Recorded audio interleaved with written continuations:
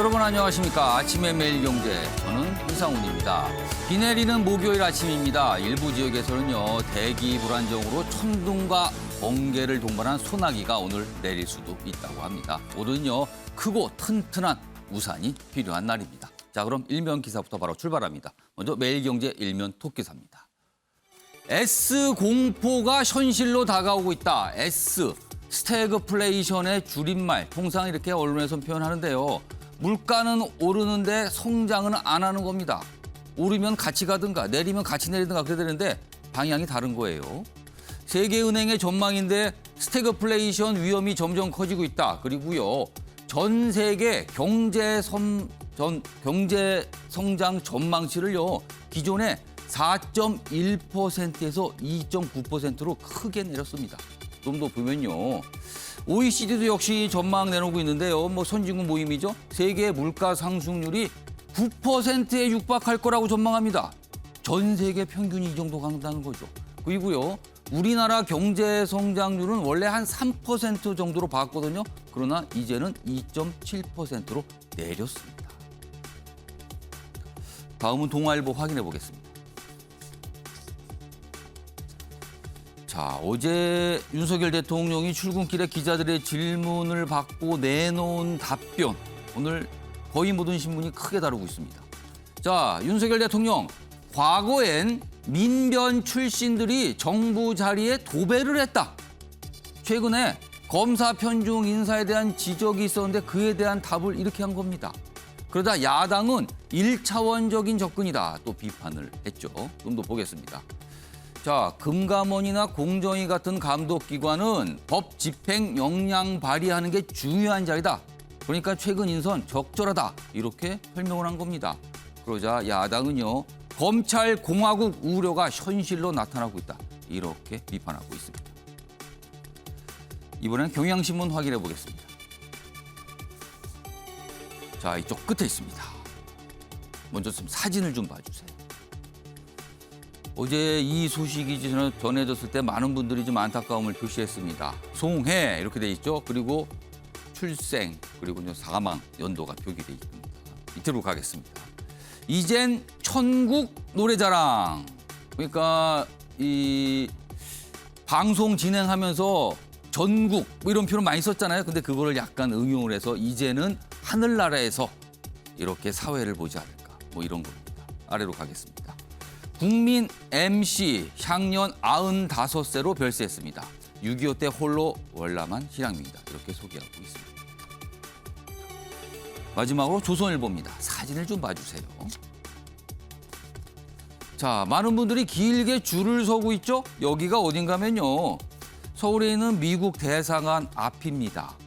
비자 발급을 위해서 이렇게 기다리는 줄입니다. 여기 제목이 보면 이제 해외 좀 나가보자. 우리나라도 그렇고요, 전세적으로 이제 코로나19에서 뭔가 좀 벗어나고 있는 모양이죠. 얼마 전에는요, 일본에 있는 우리나라 영사관에 일본 국민들이 한국 비자를 받기 위해서 이렇게 줄을 섰는데, 이번에는 우리는 이제 미국을 가기 위해서, 미국을 가는 준비를 하시는 분들이 비자 발급을 위해서 이렇게 줄을 서고 있다. 이런 사진이 당분간은 좀 많이 나올 것 같습니다.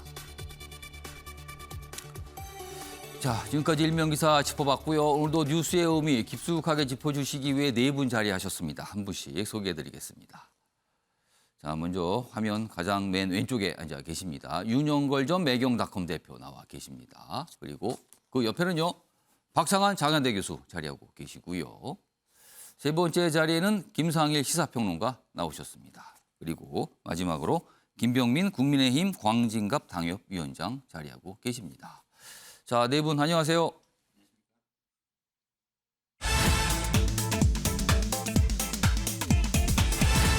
자, 아침의 매일경제 첫 번째 이슈 키워드로 확인해 보겠습니다. 반도체입니다. 반도체 하면 우리나라가 강국인데요. 그리고 우리나라 경제 성장을 끌고 가는 아주 중요한 산업이죠. 첫 번째 키워드가 바로 이 반도체입니다. 자, 먼저 기사로 좀 확인해 보겠습니다. 앞서 일면기사 때 잠시 소개해드렸는데요. 지금 경제 심상치가 않습니다. 제목을 먼저 좀 소개해드리죠. 자, 세계은행, 세계 경제 성장률이 2.9%로 내렸어요. 크게 내린 거죠. 그러니까 이전의 전망하고 많이 달라진 겁니다. 상황이 심각해졌다는 거죠. 코앞에 온 S의 공포다. 스태그플레이션의 공포다.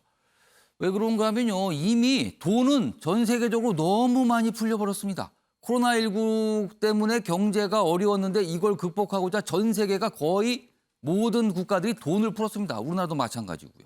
그 바람에 지금 물가는 엄청나게 오르고 있는 거죠. 그런데 막상 생각했던 경제는 신통치가 않은 겁니다. 이 상황입니다. 좀 더 보죠.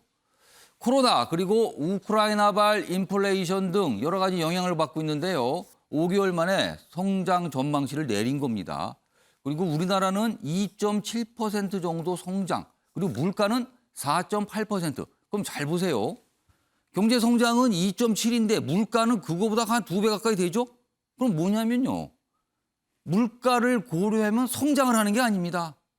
엄격히 말하면 오히려 거꾸로 가는 거죠. 이 상황입니다. 그리고 각국 기관들, IMF, 한국은행, OECD 등등등 계속 경제 성장 전망치를 내리고 있는 겁니다. 자, 이 상황은요, 많은 전문가들이 이제 피할 수가 없다라고 얘기합니다. 물가 오르는 거 막기 역부족이고요. 경제 성장 이거 만만치 않다. 끌어올리는 거 너무나 힘들 것이다. 이렇게 비관적인 전망을 내놓고 있습니다. 그래서 바로 스태그플레이션, 물가는 오르지만 경제는 성장하지 않는 상태가 이어질 거다. 이런 얘기가 나오는 겁니다. 첫 번째 기사 굉장히 비관적이거든요. 자, 그런데요. 우리나라는 기대를 좀 하는 게 있습니다. 우리나라가 굉장히 강한 산업 분야, IT, 그중에서도 반도체거든요. 그런데요. 이 부분에도 약간의 문제가 좀 있습니다. 다음 기사 보시죠. 최근에 언론에서 반도체 기사 꽤 많이 다루는데요. 그중에 주요한 이 요지 중에 하나는요. 우리가 반도체 참 잘한다. 그러나 그 반도체를 연구하고 만들어낼 인력이 너무나 부족하다. 그리고 이거를 공부하는 대학의 학생 숫자도 너무 적다. 이겁니다, 지금요. 기사 보겠습니다. 윤 대통령이 강한 질책받은 교육부 반도체학과 정원 확대를 고심하고 있다는 거예요. 지금 정원이 묶여 있어요. 충분하지 않습니다. 그런데 여러 가지 이유 때문에 늘리질 못하고 있었던 겁니다. 좀 더 보죠. 자, 윤 대통령 최근에 반도체 인재 양성 노력을 해야 한다. 굉장히 강조를 하는데요.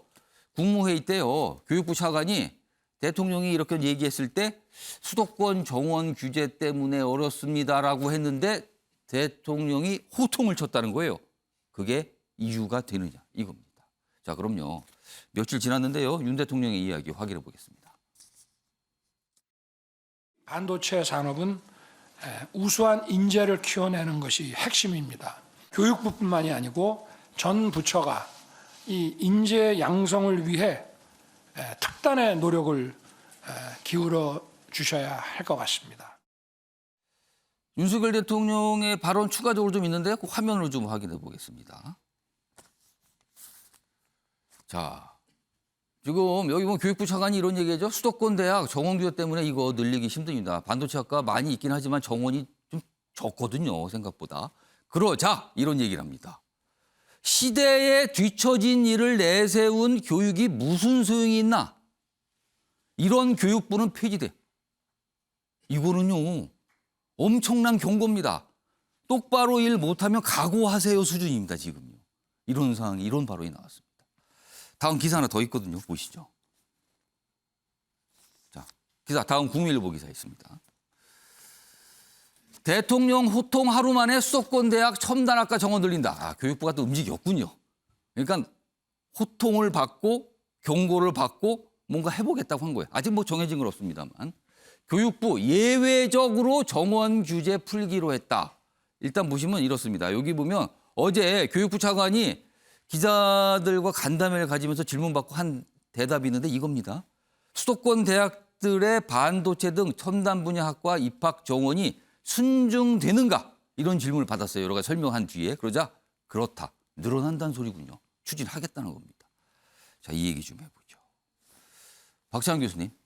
이게 사실은 반도체 학과 정원 너무 부족하다. 늘려야 된다는 얘기가 나왔는데 또 이게 수도권 대학들은 정원이 묶여 있어요. 못 늘립니다. 오히려 줄이라고 그러는 거죠. 이게 두 가지가 충돌됐는데 이 상황은 좀 어떻게 좀 보십니까? 사실 이게 하루 이틀 된 얘기가 아닙니다. 예. 오래전부터 이 문제가 제기가 됐었고 이 부분을 풀기 위해서 사실은 교육부나 뭐 관계 당국에서도 고민을 했었던 부분이에요. 예. 근데 풀리지 않은 이유가 예. 이게 단순한 문제가 아니기 때문에 그렇습니다. 어떤 이유가 있습니까? 일단은 지방 균형 발전 차원을 위해서 예. 수도권의 대학의 증원이 증설되는 거를 80년대부터 막아왔죠. 굉장히 오래된 정책입니다. 그러니까 수도권 집중 현상을 막기 위한 차원에서 정원제가 등장한 거군요. 그렇죠. 예. 자, 그런데 이제 학령 인구가 점점 감소하면서 대학에 들어올 수 있는 고등학생 숫자가 점점 줄어들고 있습니다. 그렇습니다. 그럼 지방대는 더 어려워지고 있는 상황인데 만약에 수도권에서 정원을 늘릴 경우에 예. 지방대가 죽는다고 목소리를 낼 겁니다.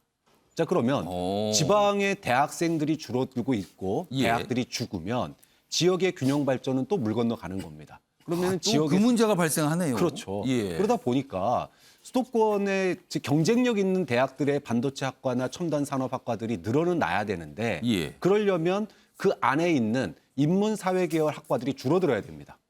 지금의 상황에서는. 그런데 인문사회계열은 인문사회계열대로 또 자신들의 어떤 기여도라든지 또는 학문의 영역이 있기 그렇죠. 때문에 존재 의미가 있으니까요. 그렇죠. 이거를 반도체 정원을 줄여가면서 반도체 학과를 늘리고 싶지 않아 합니다.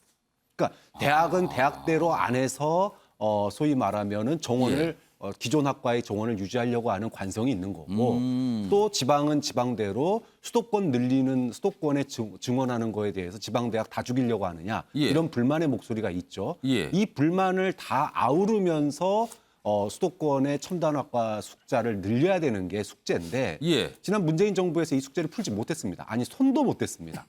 자, 근데 이제 윤석열 정부에서 이거 지금 손을 대겠다는 거잖아요, 지금요. 그렇죠. 이거를 교육부도 갖다가- 뭔가를 하겠다는 거고 지금. 네, 그러면은 뭐 예를 들어 이제 예외 규정을 두겠다는 거죠. 예. 수도권의 첨단학과, 전략산업과 관련된 학과에 대해서는 예. 정원 증대에 대한 예외 규정을 둬서 거기는 특별하게 정원을 늘릴 수 있도록 해주겠다. 자, 이런데 당장 지방대학이나 예. 이런 데서 이제 불만의 목소리가 나올 겁니다. 입학생 절반도 못 채우고 있는 게 지금 지방대의 현실인데 수도권의 학생 수 늘리면 그러면은 앞으로 지방의 학생들이 누가 대학을 다니겠냐? 예. 그러면은 지방대 고사 얘기가 나오고 지역의 청년들의 붕괴 얘기가 나오고 그러면은 지역에서 누가 공장 세우고 일할 사람이 없는데 여러 가지 문제들이 발생합니다. 자, 이거는 결정은 쉽지만 예. 이 뒷마무리를 하는 거, 지역 균형 발전까지 설득하는 작업은 예. 굉장히 오래되는 지난한 작업이기 때문에 예. 앞으로 이 문제를 풀어가는 게 만만치 않은 숙제가 될 것으로 보입니다. 그러니까 교육부도 아마 근데 이 사정을 알고 있을 거고요. 지금 이거는 수도권 정원제이기 때문에 사실은 국토부하고도 또 관련돼 있거든요. 자, 그런데요. 여기 잠깐 더 좀 보죠. 여기 보면 장상윤 교육부 차관이 어제 한 설명이에요. 뭔가 지금보다 파격적인 대안을 준비하고 있고 조만간 발표를 한다 그래요. 근데 갑자기 또 이렇게 발표를 하나요? 어떻게 호통이 있고 나서.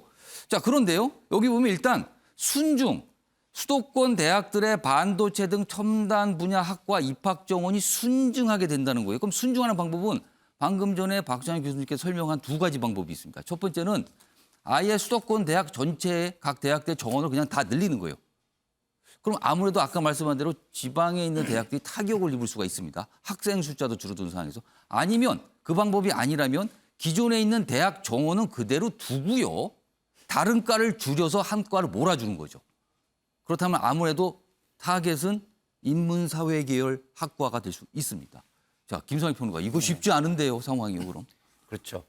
쉽지 않은 문제이기 때문에 이렇게 뭐 그 한 분이 이렇게 윽박을 질러가지고 될 일은 아닙니다. 그렇지만 이 지금 우리 근데 필요성은 분명히 그럼요. 있는데 지금요. 예, 국가나 예. 전 세계의 어떤 기류를 보면 예. 시류를 보면 가야 할 길이긴 해요. 아, 그러면 이거를 국회 같은 데서 같이 논의를 하는 거 이런 거부터 먼저 시작을 하셨으면 참 좋았을 텐데 방법은 무엇인지 그리고 각계의 문제는 무엇인지 이런 예. 걸 다 한데 모아놓고 이야기를 하시는 과정, 예. 그 방식 이런 걸 좀 잘 어떻게 만드시면서 예. 이야기를 하시면 더 좋았을 텐데 지금 대통령께서 좀 약간 너무 좀 급하시다 이런 생각이 들어요. 뭔가 이제 반도체 분야를 좀 연일 강조하고 있거든요, 지금요. 그렇죠. 예. 그래서 그동안에 논의되었던 것은 도대체 무엇인지 이런 걸 좀 먼저 파악하시고 예. 이게 교육 문제가 굉장히 제가 봐도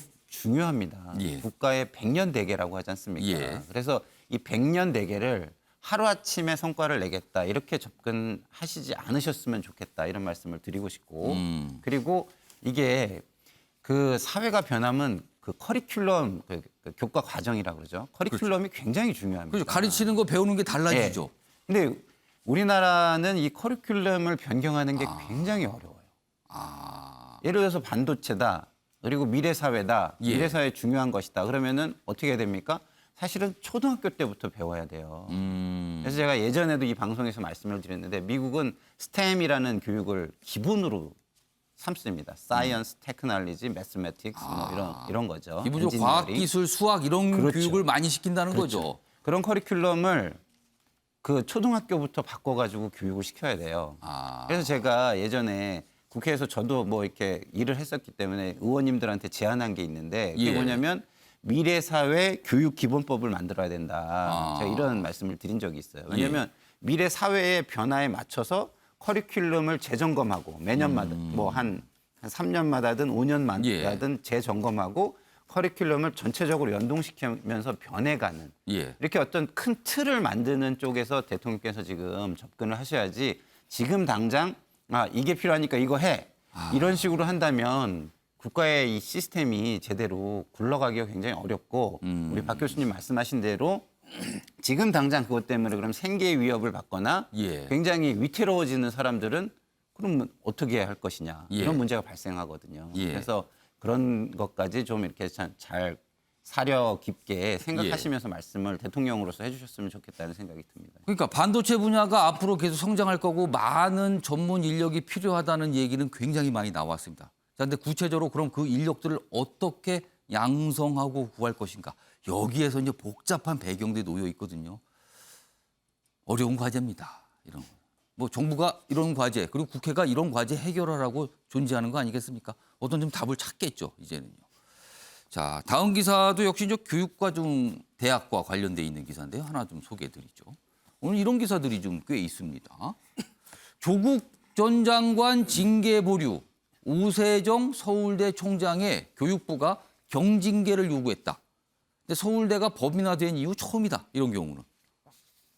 그러니까 지금 조국 전 장관은 지금 서울대 교수예요. 지금 현재. 근데 뭔가 징계를 하라는데 이걸 서울대가 그동안 뭐 미적거렸다. 이게 이제 교육부의 판단입니다. 그거에 대해서 총장을 징계하라 이겁니다.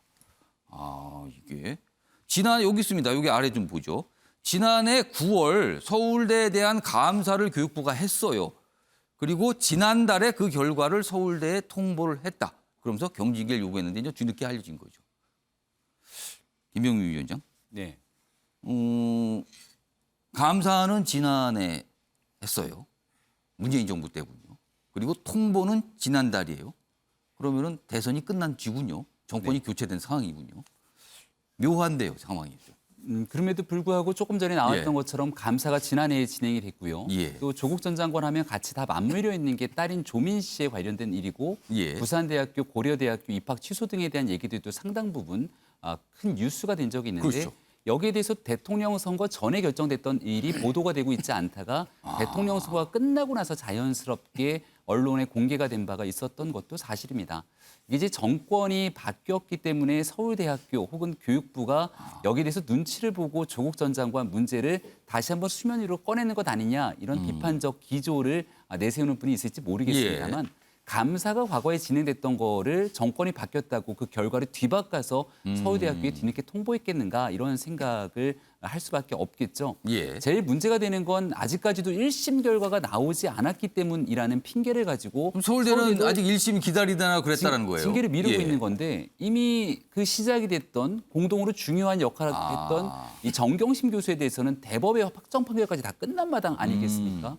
그러니까 이런 문제가 사회적으로 더 크게 이제 공론화 과정들이 이미 충분히 거친 상황임에도 불구하고 예. 왜 법원에서는 판단을 미적지근하게 미루고 있는 것인가 여기까지 연결될 수 있는 내용이라고 생각하고요. 예. 지금 나오고 있는 얘기는 결국은 입시에 관한 공정성 문제를 귀결해야 되지 않습니까? 그렇습니다. 근데 그 입시의 공정성 문제 때문에 수시 모집이냐 정시 모집이냐의 비율을 30대 줄이는 내용을 두고 문재인 정부 초기에 지난한 논쟁을 벌였습니다. 예. 앞서 이제 이런 교육에 관한 중요한 문제를 해결하기 위해서 공론화 과정을 거쳐야 된다 얘기를 했습니다만 그 공론화 과정을 거치고 나서도 결론을 제대로 내지 못했던 게 굉장히 예민한 교육부의 현실이기도 합니다. 예.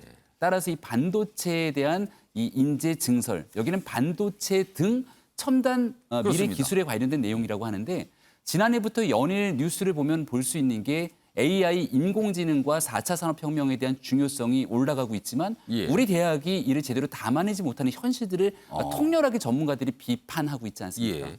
이 모든 것들을 담아내기 위해서 교육계가 바뀌어야 된다는 건 대통령의 언급 이전에 이미 전문가들로부터 충분히 숙성된 내용이고요. 예. 이 중요성들을 대통령 선거 시절부터 얘기를 했기 때문에 예. 이 교육부가 좀 해법과 방향을 빠르게 찾아야 된다라고 하는 그 경각심을 일깨우는 발언이었다고도 생각합니다. 자, 뭐 이런 기사 있습니다. 뭐 첫 주제로 우리나라 경제 상황 그리고 대학에 관한 얘기를 좀 전해드렸습니다.